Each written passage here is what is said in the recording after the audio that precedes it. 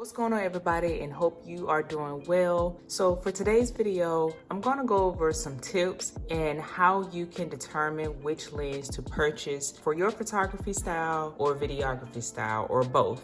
So I'm going to try to keep this video fairly simple and just go over the basic things about trying to figure out which lens you would need to purchase, because as we know, these things can get quite expensive. So I just want to go over some things that can help you, hopefully help you in making that decision. And in this particular video, we're going to talk about Aperture. Now, Aperture is just one of the things to look at when you're looking at either purchasing a new lens or a used lens. To be honest, either way, it can definitely matter in which the pricing, which we will talk about a little bit later in the video, and which one you want to go to. And so for this video, I just want to talk about Aperture, between purchasing an Aperture that has a fairly low aperture, which in turns means maximum aperture. So to give you an example, knowing the difference in when you need an f2.8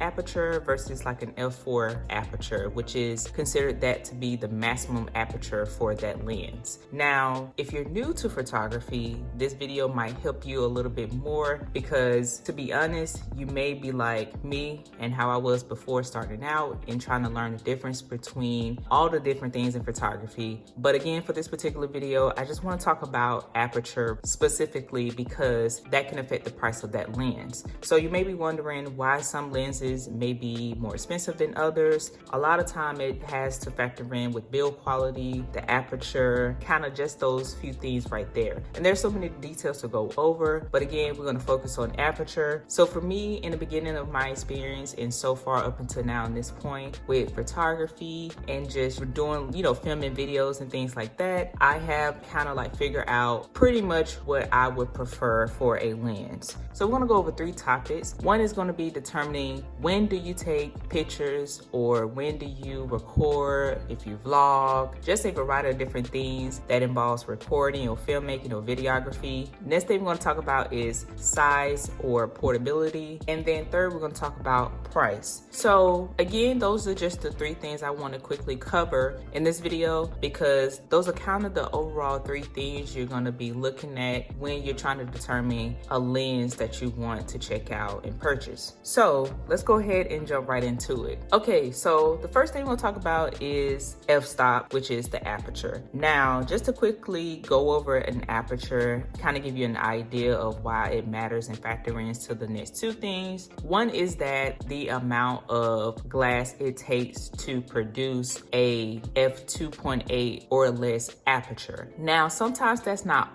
always true, because you'll notice in different manufacturers, they may have compact lenses that have a very low aperture but relatively portable, and some lenses are fairly larger and can be a little bit more to carry around. So in that, we can discuss the difference between prime lenses and zoom lenses. Now with zoom lenses, they have a focal range of where you can choose of the focal length that you need to take the photo or record in. Now for that particular style of lens, of course, it's going to be a little bit larger. One, you have to compensate how wide that focal range will be. So to give you an example here, I have the 18 to 55 millimeter lens on my ST4, and as you can see, it zooms out to 55. Now this is a variable aperture lens as well. So what that means is has an f-stop of 2.8 at 18 millimeters, and then it slowly increases to a higher aperture as I extend the lens out to 55 millimeters. So that right there at 55 millimeters, I can have the maximum f-stop to be f4. So that is why you may see certain lenses still look relatively small. And 2, because it's not a constant f-stop lens, meaning like the lens for the Fuji X mount line, the 16 to 55 millimeter lens has a constant aperture of 2.8. So that lens is going to be larger because it has a constant f-stop of 2.8. Now on my SS10, I have a prime lens on here, and this is the Viltrox 23mm f1.4 lens right here. And as you can tell, it's fairly compact. The prime lenses, which I'm going to talk a little bit more about zoom lenses and prime lenses in a separate video, but prime lenses are usually going to be a little bit smaller in terms of a zoom lens because it only has one focal length it can stay at. So with that being said, and guys, let me know if this makes sense. With it only being at one focal length, there is more flexibility for it to have a lower aperture. So with this being f1.4, it performs well in low light and at nighttime. So right there, we're going to talk about your style of photography and videography. Now, if you are nocturnal, you're a night owl, you do some night street photography like I do, or you're in an environment where you just don't have a lot of light,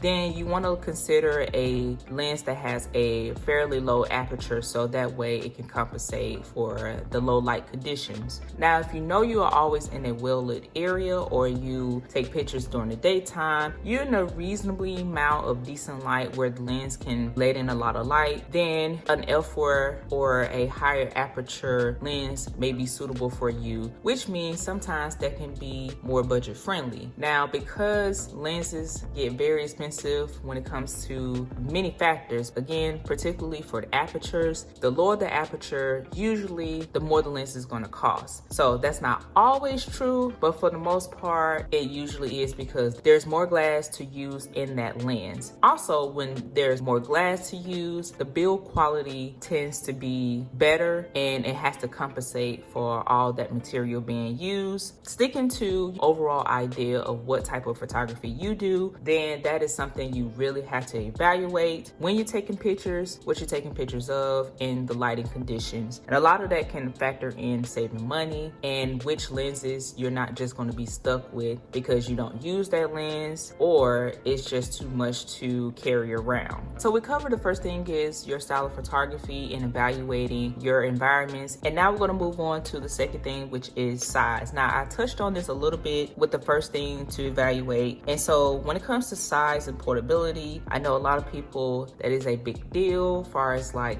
weight and how much the lens weighs and can you carry it often, and that desired focal length and the aperture you're looking for, and so on and so forth. Now, personally for me, I really don't mind the weight if the lens is going to perform well and going to provide what I'm looking for. But again, I know some people that is a big deal for them. So that's why I included it, because you definitely want to be able to make sure you can carry that lens around along with your camera body. You don't want to have a lens that you purchase and it is a pain to carry around. So depending on how you carry your gear, if you use sling bags or use a purse, backpacks, all those different things can affect how often you would carry that lens around or even utilize that lens. And also, I did talk about some things with purchasing new and used lenses. I will leave those videos in the description for you guys if you want to check those out. But getting back to the size and weight of a lens, if that's important to you, definitely kind of look at that, and also test out the focal length that you prefer to take photos in or record at. All those different things can help your next lens purchase. I like to have the flexibility of having a low aperture, so that way I can use that lens in the daylight, extreme low light conditions, or at nighttime, similar to extreme low light conditions. But sometimes you're in a room that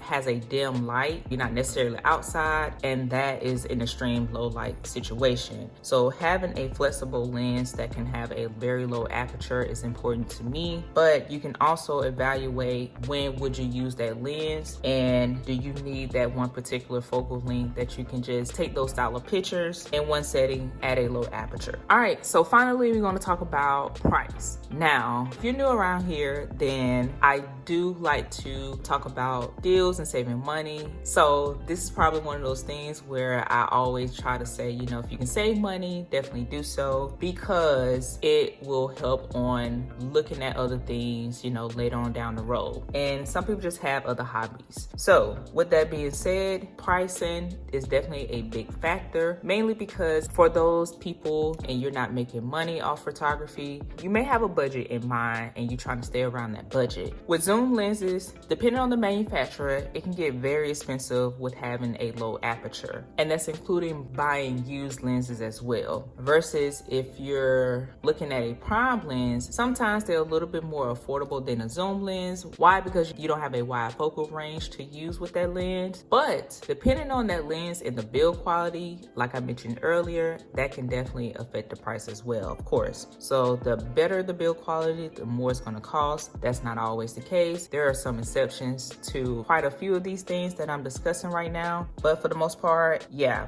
you're going to spend a little bit more money when it comes to a lower aperture and better build quality. Things like weather resistant, metal build, or high quality plastic build, and again, that low aperture, those things usually come in more at the mid-range to top tier, high-end pricing. So therefore, those things are going to be a little bit more costly. So if you like to take pictures in harsh conditions and you need that weather resistant, then obviously you're going to look for a lens that features that. If you don't need those things, then consider a lens that doesn't feature that, so that way you're not paying for something that you may not necessarily need. Now, if you like to purchase things for maybe later on in life and that could change for you, then I would say look at your budget. If you can afford to get it, then I would say get it, because otherwise you don't want to be repurchasing a similar lens, and that can be a little bit more costly in the long run as well. And again, you can save a little bit money going the used route, of course. If you're interested in third-party lenses and you're not necessarily needing a native lens from the actual camera body manufacturer, then you can check out third-party options. For the most part, third-party options can be a little bit more affordable than the native lenses, so that is also something to look at as well if you're trying to save some money. And so I would definitely consider some third-party options like the Viltrox. So yeah, now that we have Sigma coming on board and Tamron also just arrived, there are more third-party options joining the X Mount lineup, and so that is going to be really good for